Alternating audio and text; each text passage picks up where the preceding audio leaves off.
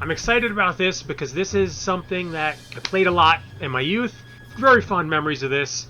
Recently, as you know, I went on something of a small binge getting these role-playing games from my youth again. A small binge. Small, just a small binge. This particular one was one of my favorites, and it's unfortunate because it's completely out of print now. The only way to get it is on the secondary market. Unlike some of these older games, you can get official reprints of them now through Drive-Thru RPG or DM's Guild, because Wizards of the Coast owns the license, and so you can get like print-on-demand versions. But because this was a licensed product, you can't get it. So anyway, it's a really long-winded way to get into it. It is the Marvel Superheroes role-playing game. Look at the beautiful box. I love that it's yellow. I love it. Yeah, it's bold. It stands out, doesn't it? Yeah, it's awesome. It's like, I just looking at this fills me with all sorts of nostalgia and memories. So inside the box, you've got like a player cards or sheets, basically like character sheets for the Thing from the Fantastic Four, Captain Marvel, who is not the Captain Marvel that people know now. For people who saw the Captain Marvel movie, you know Carol's pilot friend? Okay, yeah. It's her daughter. The movie continuity is different than the comics, but basically Monica Rambeau, she was Captain Marvel back in the day. She was a member of the Avengers and blah, blah, blah. So it comes with her, Spider-Man, the Human Torch, also from the Fantastic Four, Wolverine, who at the time was becoming, giant popular, Mr. Fantastic, and the Invisible Girl. Invisible Girl? Oh, they changed her shortly after this to the Invisible Woman, which is what she always should have been called. So you get the whole Fantastic Four and, of course, Captain America. And you get these little tiny playing pieces in order to track your guys on the map. And of course the map is, you know me and maps, always one of my favorite bits of it. There's a nice big fold out map that shows a section of city as well as a bunch of building interiors.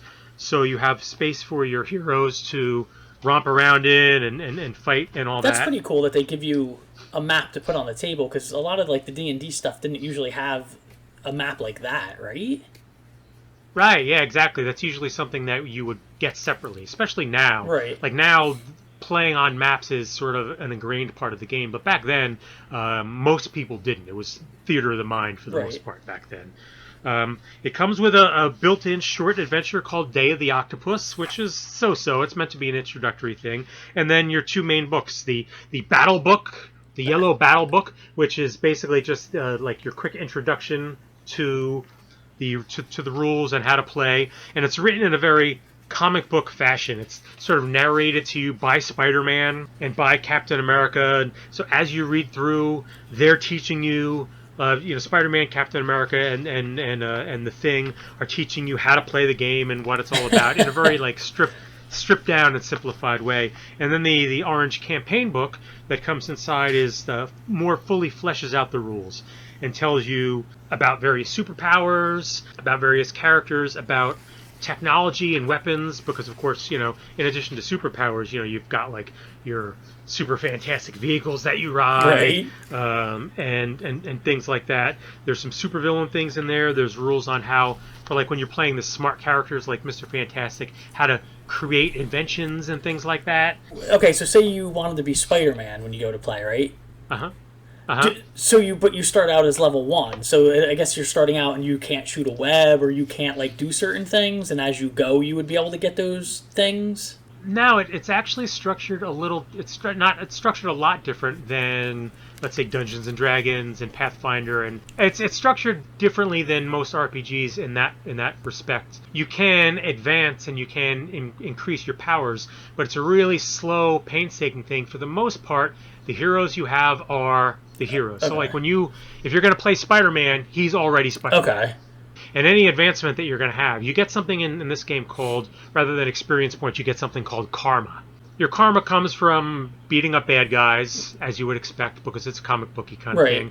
But it also comes, you'll get karma from like rescuing civilians or avoiding damage when you're fighting in the city. Right? And unlike let's Dungeons and Dragons, like you can lose karma too. So you and Doctor Octopus are having a big like slugfest in the middle of the city, and you're kind of reckless about it, and you're like throwing cars at them, and as you're doing that, you're wrecking buildings and shit. You can lose karma for that. Like the game master or referee can be like, yeah, you beat Doc Ock, but you also like knocked down this church. Right.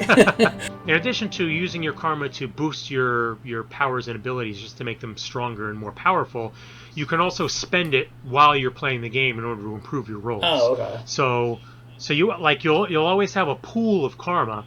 And so when you go to do something, let's say you're Captain America, and there's 3 Hydra agents who've got like their guns drawn down and they're gonna shoot you, and you want to do this amazing thing where you're gonna like bounce your shield off of this one thing and then knock each one of those 3 guys and have it come back to you.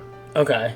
You're gonna roll like a feat roll based on your power and based on your skills, and you can spend some of your karma. So let's say you have 100 karma, you can spend 40 of your karma and add it to your roll to give you a better chance of succeeding. That's cool though. It mixes it up a little bit. Yeah, I like it. I've always really liked the game system.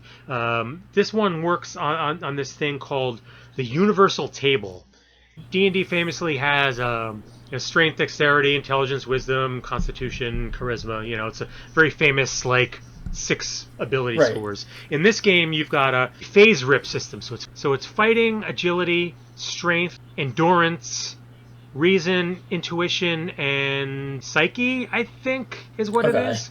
Rather than use the numbers, they're based on descriptions. So let's say your strength can be anywhere from feeble to poor, typical, good, excellent, remarkable, incredible, amazing, monstrous, or unearthly. Unearthly. Right? So, unearthly. It's something like that. Oh, the thing comes along and he's gonna wallop you, and he's got monstrous strength, right? He doesn't have a 75 strength, though that is what the numerical value is in the rule system.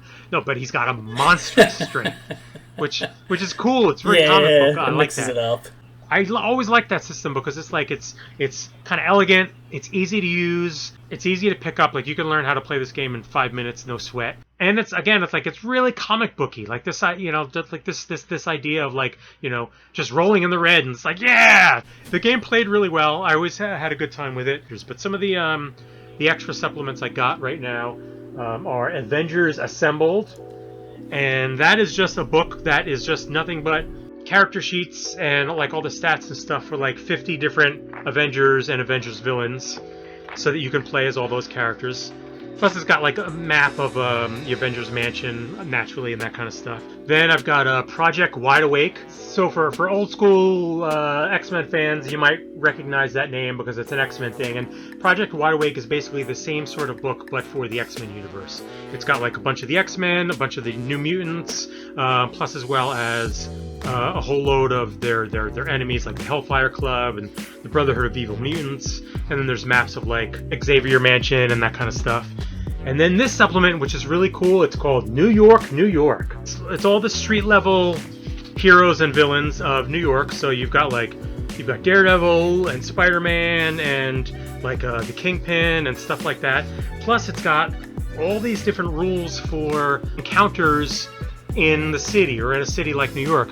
You know how Spider-Man just swings around the city and he's like, oh shit, someone's getting mugged over there in the alley, I better go step in. It's got all that stuff in there, how to just randomly generate that as you're playing, so that Daredevil can be patrolling Hell's Kitchen and come across these crimes, or you could be doing something and the Rhino's on a rampage, he's knocking down a bank, stuff like that. Great memories of playing and the team that I had assembled and some of the adventures we had. It was a lot of fun. So who were you usually when you played? I played Captain Britain, who is a real character. Actually, hold on a second. Let me get something for the insert. Captain Britain. Yeah, I played as Captain Britain. As you can see, I was a big fan of his back in the day. He's a real hero. He's not one that I made up, because there are rules in this game. You can create your own heroes and villains and stuff. But yeah, I played Captain Britain, and I created a team called the Britanniers, is who I call them, and we were of course based in London because if you're a British superhero team, where else are you going to be? I fancied us as the British Avengers. And let's see, I started off as just him, but then like I slowly built up a team recruiting other heroes.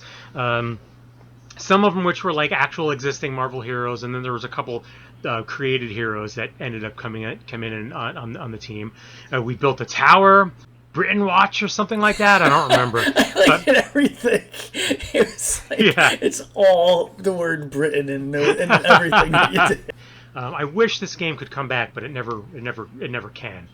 Just because of rights issues. Obviously, it's like a licensed thing. So the only way to get it is on like eBay or getting it on like through illicit means to get scans. Right.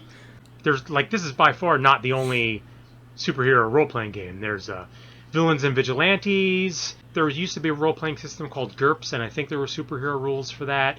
There was a DC Heroes game, which I never played, but that has a pretty strong fan base as far as I understand. And a few others. I think there was another Marvel game that came later, but that was like after I had stopped playing these games for a while. But yeah, I have like super fond memories of this particular game. And if anyone is interested in those adventure books, like say something in the comments because I'll put a little something together and show some of them off like at a later date. Yeah, I've been really excited about having this again. Just holding the box in my hand again is like it's like nostalgia overload. Excellent. All right then I've been Tig. I haven't. I used to be Eric. I get So hey, don't forget, like, subscribe, find us on Patreon. Bye.